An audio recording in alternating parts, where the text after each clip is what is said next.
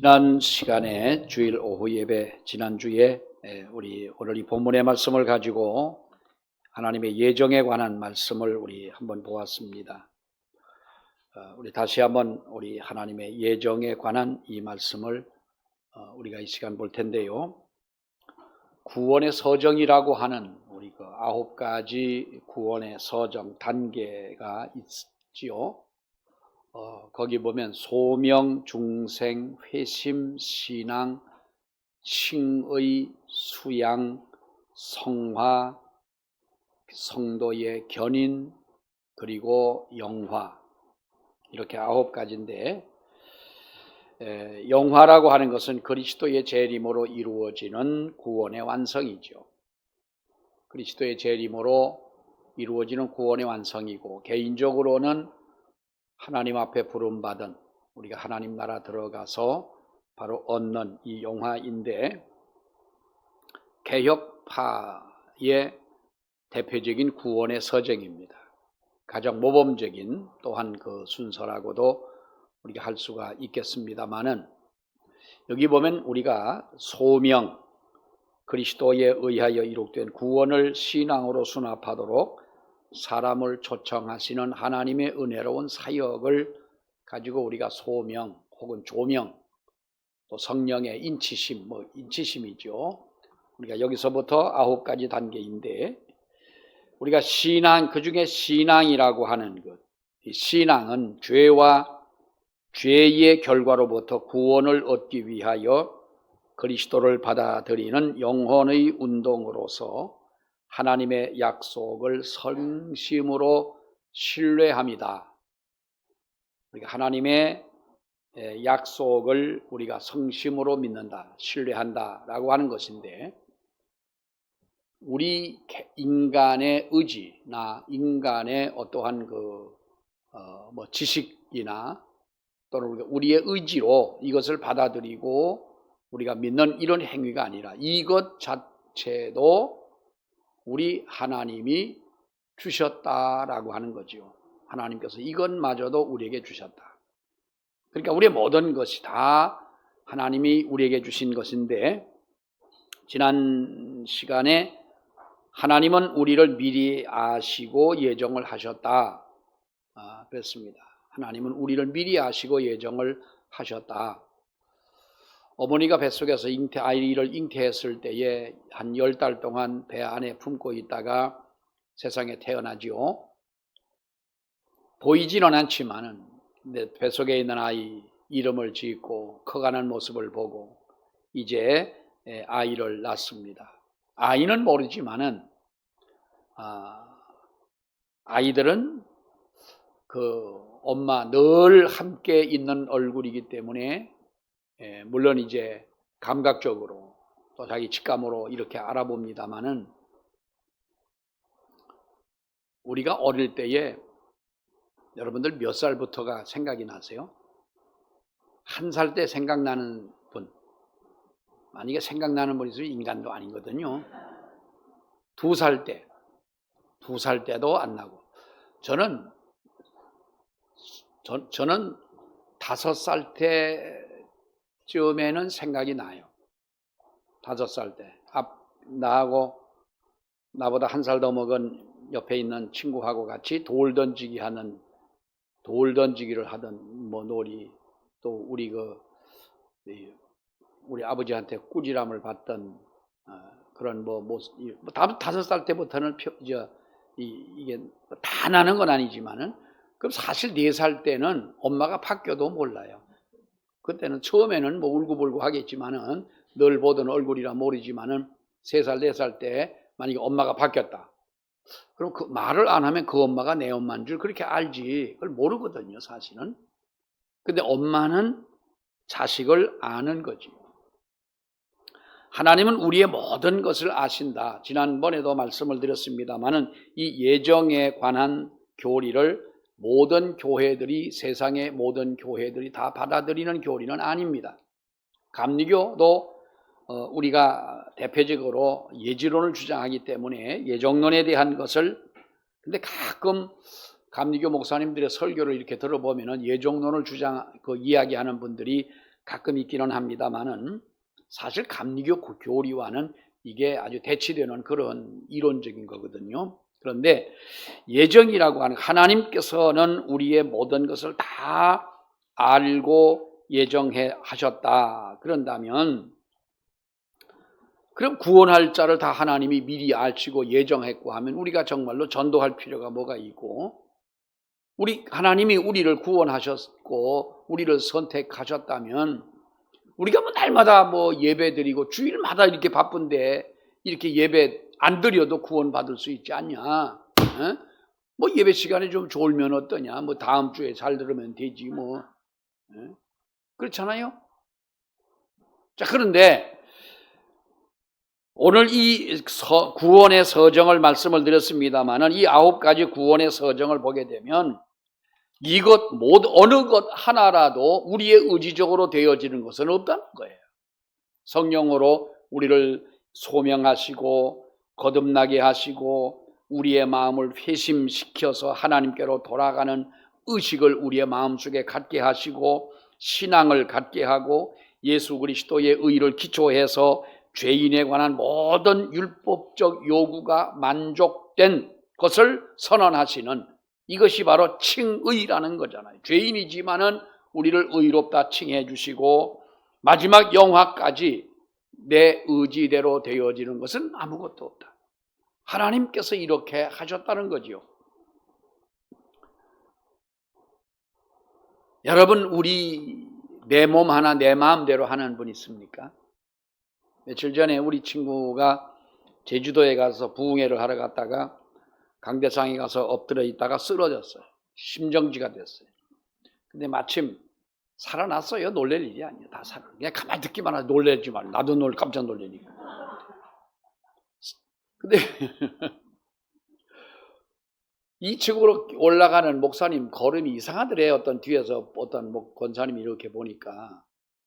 근데 이제 강대상 앞으로 가서 기도를 하러 이제 부흥회를 하는데 한 10분 전쯤 들어갔는데 가서 기도하다가 말고 푹 쓰러지더라는 거예요. 쓰러져 늘어지더래. 그래서 그분이 이제 마사지 샵을 하는 권사님인데 뭐 이런 그 심폐소생술도 뭐 하시고 기본적으로 하시잖아요. 그런 분들은 강대상에 뛰어 올라가 가지고 아무리 심폐소생을 해도 이게 돌아오질 않더라는 거예요.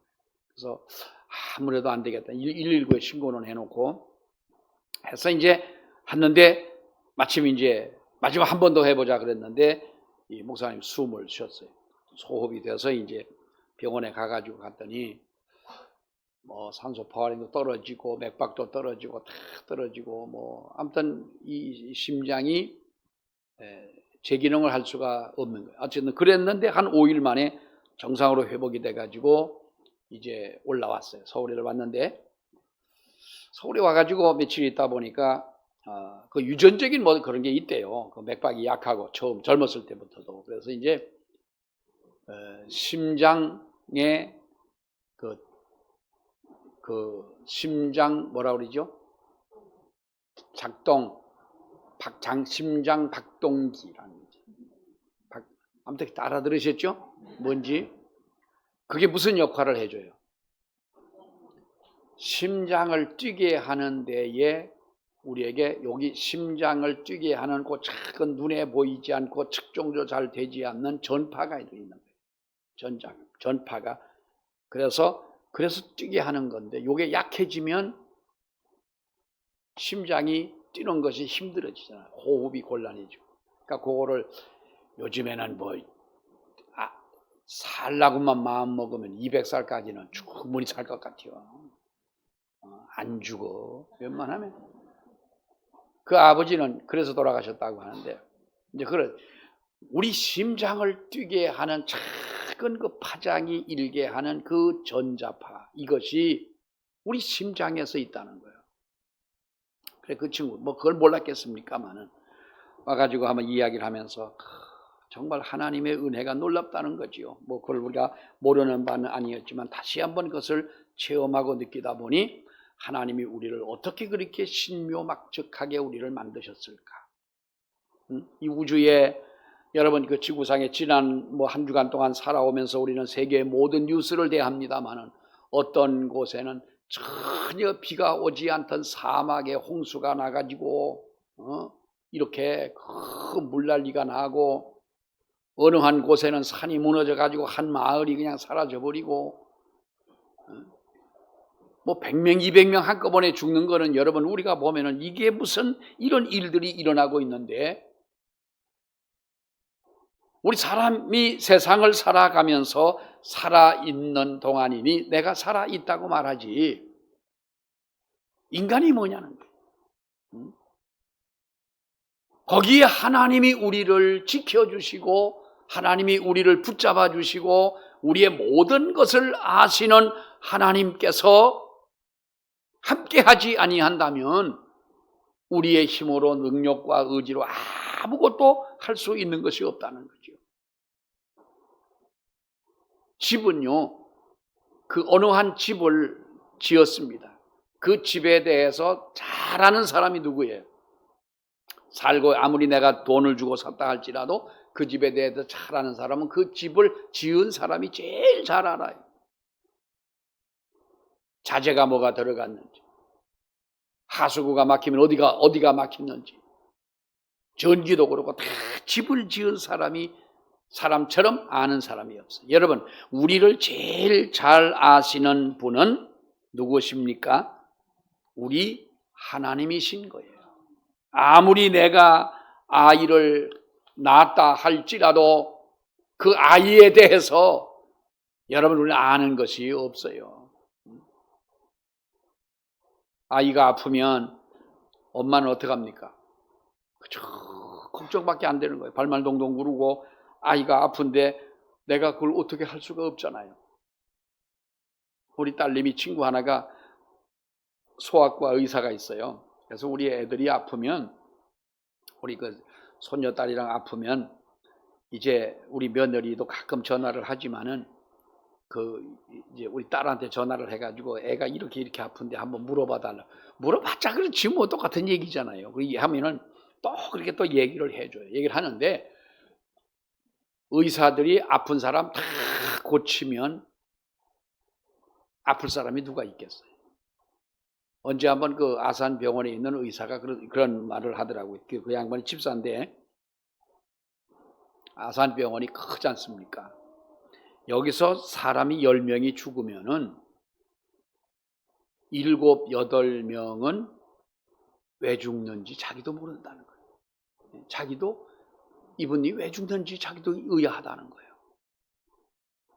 한 2, 3명 정도는 그래서 죽는구나 그런 건 아는데 물론 뭐 이분이 무엇 때문에 이렇게 돼서 죽었다 이론적으로 또 의학적으로는 분명히 얘기할 수 있지만은 희한하다는 모르겠다는 거예요. 그게 정답인 거예요.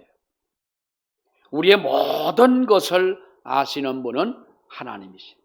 미리 알고 우리를 하나님이 예정을 해 놓으셨다. 그런데 중요한 것은 우리를 예정하신 가운데 그러면 우리가 아무것도 하지 않아도 되지 않느냐. 하나님이 예정했는데. 근데 중요한 것은요. 여러분 보세요.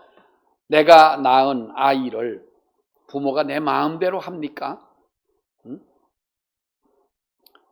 애들이 어릴 때는 잔소리도 하고 뭐라고도 하고 하지만은 여러분 머리 다 크고 철들은 아이 자식들에게 부모는 오히려 눈치를 보잖아요. 왜 그래요? 자식이 가지고 자식의 인격을 생각하고 자식의 자유의 의지가 있기 때문에 아무리 내가 낳은 자식이라 할지라도 내 마음대로 할 수 없는 것이 자식과 부모의 관계인 거예요. 사람은 그래요. 그러나 하나님은 우리에게 정말로 예수 그리스도를 닮은 하나님의 거룩한 속성을 닮은 자유의 의지를 우리에게 주셔서 마치 우리가 무슨 기계처럼 여러분 움직여지는 건 아니잖아요. 요즘에 그 로봇 과학이 발달하다 보니까 인간이 만든 로봇이나 AI 요즘에 어떤 분들이 카톡에 사진 이렇게 보내는 분들 보면 이게 진짜 사람인지 AI인지 구분이 잘 안 가는 거예요. 어떤 목사님들이 매일같이 나한테 카톡을 보내는 분이 있어요. 참 그분도 대단하다고 봐요. 근데 내가 뭐라고 가끔씩 답을 보내줘야 돼. 내가 보내는 건 보지도 않아. 자기만 죽으라고 보내는 거예요. 내가 난 그걸 잘 모르니까 그래서 어떤 이제 목사님한테 물어봤어요. 근데 그분은 어떻게 그렇게 주일이면은 주일, 월요일이면 월요일, 어떻게 다른 건 하나 없이 1년이 넘도록 매일같이 보내는 카톡에 문자며 그림이며 이걸 아니 어떻게 그렇게 어디서 찾아서 도대체 이게 어디서 나오는 거냐 그랬더니 그것도 그렇게 하는 게 뭐 있다면 돈 주면 다 된다면서요. 근데 그 양반은 내가 보는 문자는 보지도 않고 어쩌다 한번 보면은 몇 달 만에 보면은 아무튼 그 본 흔적은 있는데 그렇다니까 거기는 답장도 뭐 거기에서 어떻게 뭐 가는 게 뭐 있대요. 뭐 이런 게 있대. 참 우리는 그 똑같은 핸드폰을 가지고 똑같은 시대를 살면서도 모르는 게 너무 많어. 그런데 거기 보면은 가끔 사진을 보낼 때 이게 진짜 인간이냐 아니냐.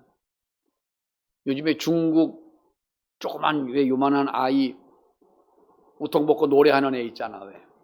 뭐 어떤 때는 옷도 입었다 그럼 난 걔가 진짜 부르는 줄 알았어. 근데 그건 아니잖아. 그렇지 않아요? 그게 AI인데요. 여러분 하나님이 우리를 예정하셨고 우리를 이끌어 가시고 하나님의 나라에 들어갈 때까지 이 구원의 서정을 지나는 동안에 여러 가지 많은 변화가 있고 역사가 있고 은혜가 있고 감동이 다 있는데 우리를 하나님은 AI처럼 기계처럼 로봇처럼 우리를 인도해 가시는 것이 아니라 우리에게 자유의 의지를 주셨다는 거예요. 결정적인 구원이냐 아니냐 이것을 선택할 수 있는 능력까지는 우리에게 없는 거지만은 우리가 이 세상을 살아가면서 어떻게 보면은 자율적으로 내가 하나님의 영광을 위하여 살아갈 수 있도록 하나님이 우리를 그것을 자유의 의지라고 하는 것은 어느 정도 제한된 인간에게 준 허용인 것입니다. 허용했다는 것입니다. 여기에서 우리에게 가장 중요한 것이 무엇입니까? 하나님은 우리가 창세 전부터 하나님의 아들, 딸이 됐다라고 하는 것. 이건 정말 여러분 귀한 은혜가 아닐 수가 없죠. 그런데 이것을 우리들이 정말 이것이 확신이 없고 하나님의 자녀다고 하는 어떠한 믿음의 확신이 없다면 우리는 부모를 잃어버리고 내 부모가 분명히 지난번에도 말씀을 드렸지만은 우리 부모는 잘 살고 돈도 많고 하는데 어쩌다 잃어버린 자식처럼 이렇게 우리가 세상을 살아갈 수밖에 없지 않느냐. 이제 우리가 하나님 품으로 돌아왔습니다. 하나님 말씀으로 우리가 돌아선 것입니다. 이것이 얼마나 놀라운 하나님의 축복이고 하나님의 역사이냐. 그런데 오늘 이 성경을 보면은 하나님이 이와 같이 우리를 부르신 예정하신 목적이 뭐라고 그랬어요? 29절에 하나님이 미리 하신 자들을 또한 그 아들의 형상을 본받게 하기 위하여 우리를 부르셨다. 우리를 부르시고 예정하신 이 목적이 뭐냐 하면 예수 그리스도를 닮도록 하기 위하여 우리를 예정했다는 거예요. 여러분, 하나님의 아들의 형상을 본받게 하려고 우리를 부르셨다. 이것이 목적이다. 우리가 하나님의 아들이 된 것은 아들로 사는 데에 목적이 있는 것이 아니라 그리스도의 형상을 본받는 데에 있다라고 하는 것입니다. 우리가 예수 그리스도를 본받으라는 거죠. 여러분 신기한 거는요. 자식은 부모를 꼭 닮습니다. 여러분들도 뭐 엄마를 닮았냐 아빠를 닮았냐 나는 어른들 보면은 참 그래요. 우리 아영이를 보고 아이고 아영이가 어떤 때 이쪽으로 왼쪽으로 보면 아빠를 닮는데 오른쪽으로 보면 엄마를 닮는. 아니 그 둘 중에 누군가 닮았지. 이게 진짜 뭐 안 닮기를 바라는 것 같은 건가 봐. 이렇게 보면 엄마를 닮고 이렇게 보면 아빠를 닮았다. 여러분 신기하잖아요. 얼굴도 물론 얼굴도 닮고 또 아영이가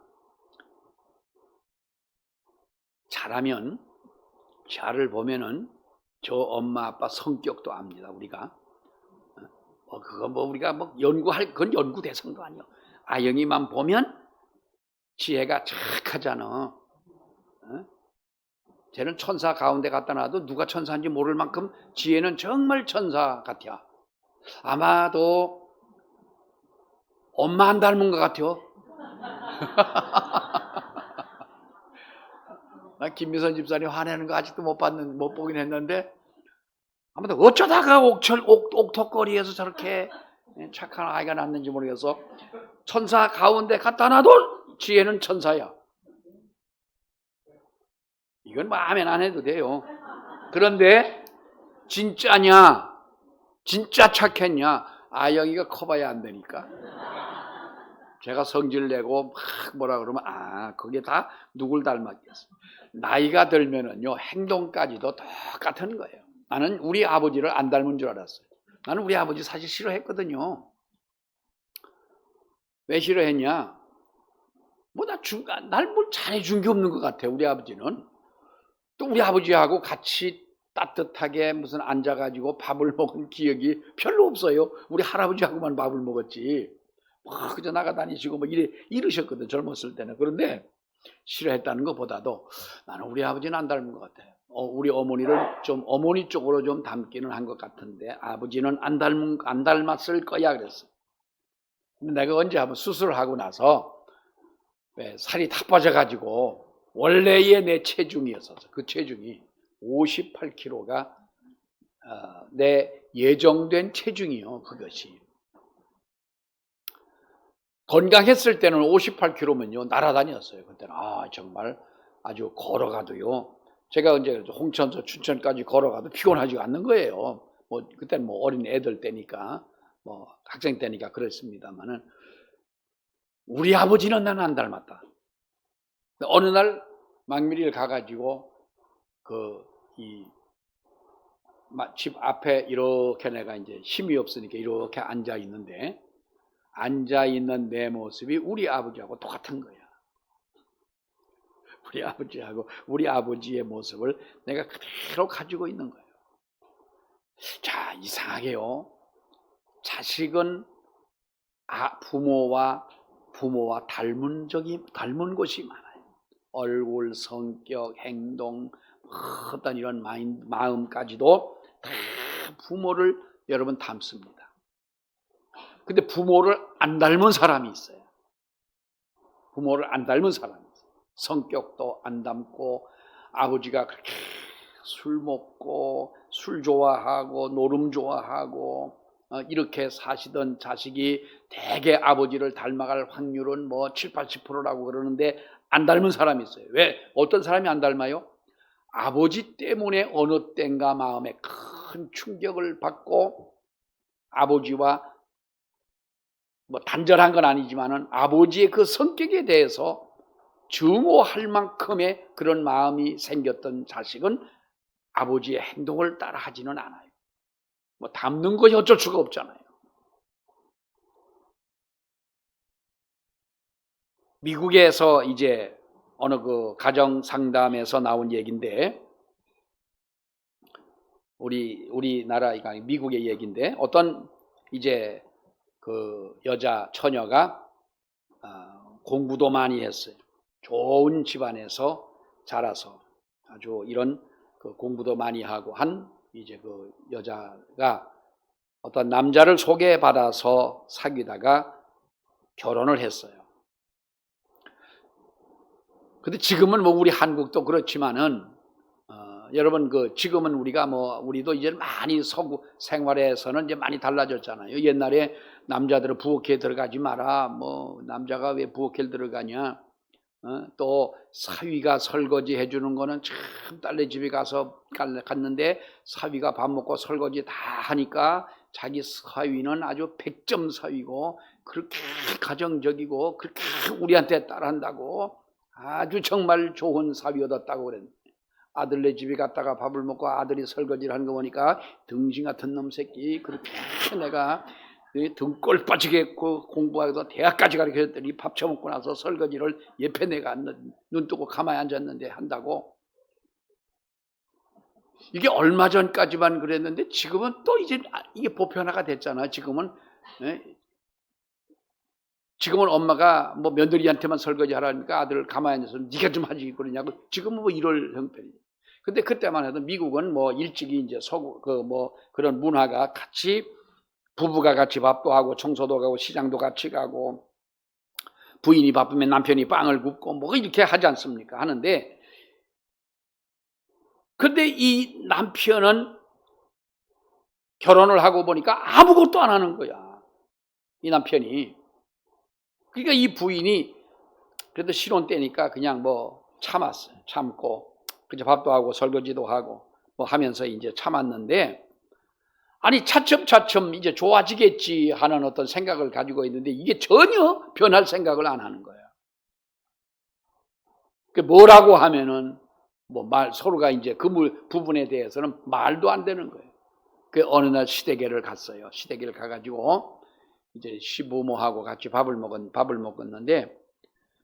밥을 먹고 이제 물러나니까 시아버지하고 아들은 꼼짝도 안 하고 앉아있고 시어머니 혼자서 처음부터 그걸 다 하더라는 거예요. 밥 차리는 거, 설거지하는 거, 치우는 거 이거를 다 하는데 시아버지는 손 하나 까딱 안 하고 눈만 동그랗게 뜨고 가만히 앉았더라는 거예요.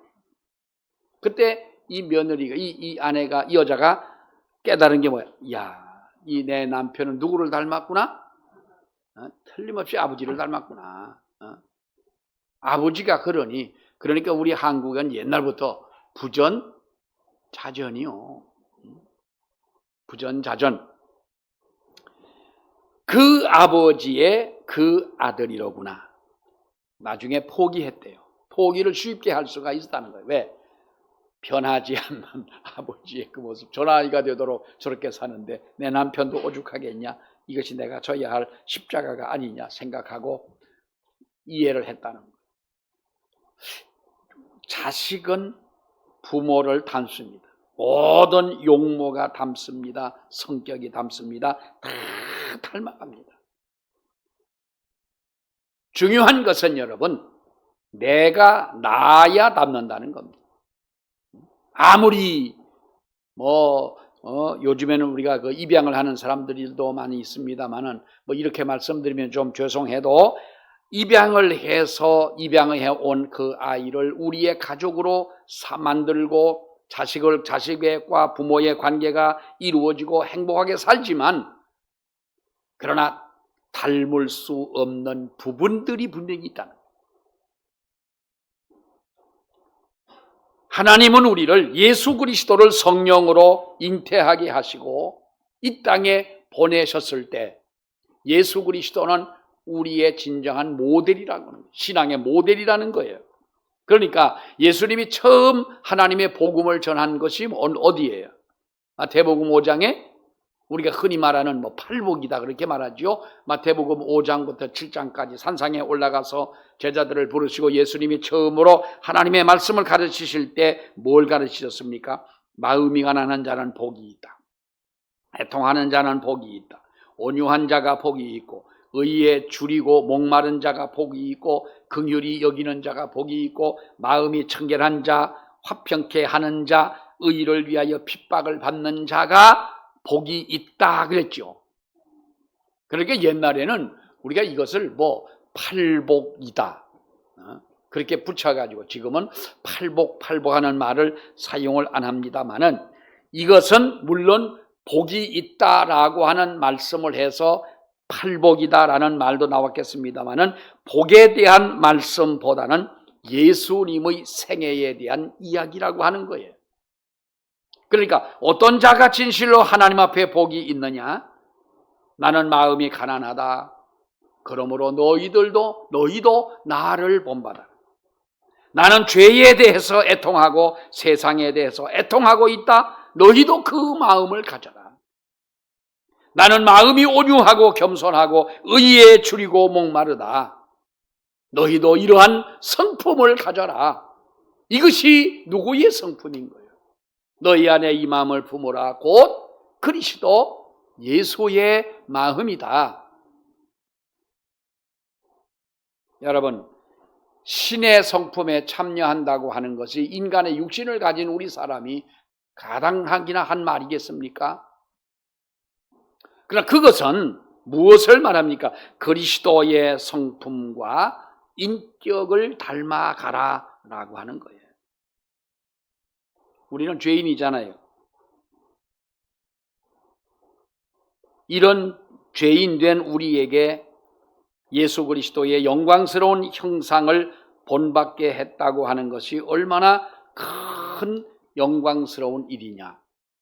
이것이 바로 예수님께서 우리를 예정하신, 하나님이 우리를 예정하신 그 목적이다라고 하는 거예요. 우리는 가끔 그럽니다.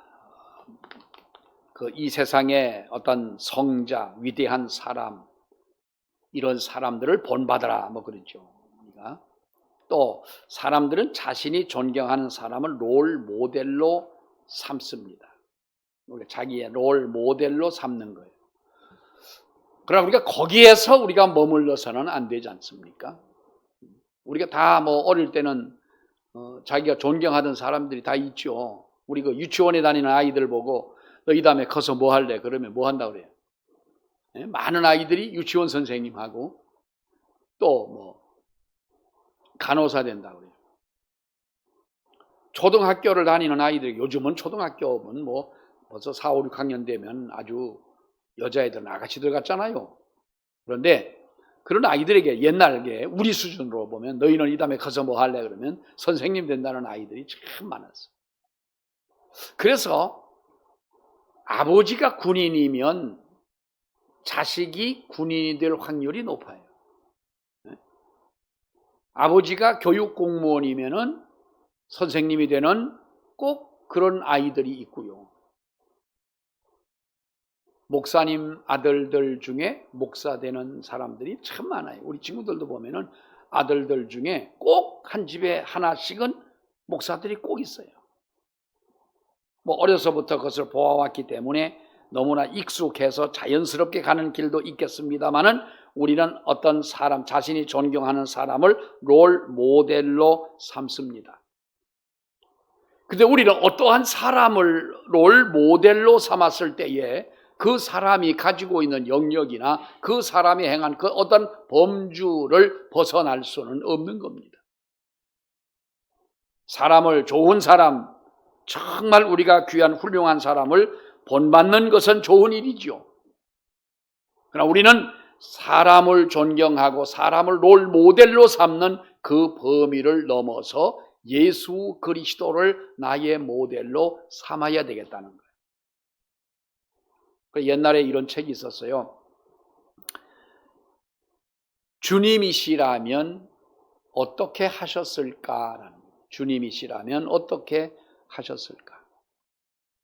어떤 가정의 문제가 부딪혔을 때 이것을 내가 저 누구한테 물어보고 선배한테가 물어보고 또 어떤 친한 사람한테 옆에 있는 사람한테 물어보는 것보다 주님이시라면 이 일을 어떻게 하셨을까?